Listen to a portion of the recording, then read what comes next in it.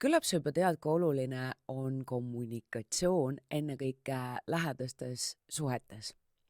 Üks hästi oluline nüanss, millele minu meelest võiks palju rohkem tähelepanu pöörata, on deklaratsiooni ja dialoogi erinevus.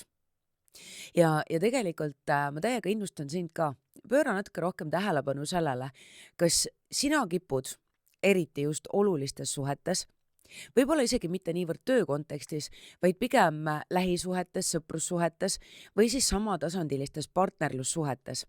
Kas sa kipud pigem deklareerima, ehk siis tulema ja ütlema, kuidas on, ja siis lahkuma sündmuskohalt. Ehk siis kas sul on kombeks öelda, kuidas asjad on ja võib-olla isegi panna seeläbi teisele sõnu suhu, andmata talle tegelikult võimalust väljendada enda vaadet või enda seisukohta ja siis võib-olla isegi anda väike maksakas ja minema kõndida. Sest sa oled ju ära öelnud, mida sul öelda oli. Sa oled ju väljendanud enda tõde. See on deklareerimine. Ma tulen ja ma ütlen sulle, mis on minu tõde.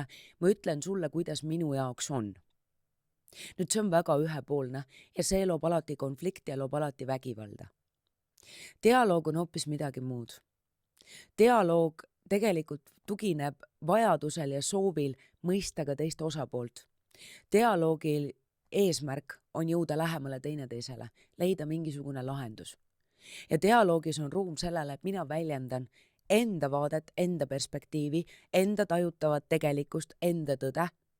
Ja ma ootan ja ma loon ka selle avatud ruumi, kus teine inimene saab sama teha. Ja see on see, kus me saame kokku tulla, kus me jõuame lähemale teineteisele ja kus meil on võimalik leida ka lahendusi. Ehk siis, kas sa deklareerid või astud dialoogi?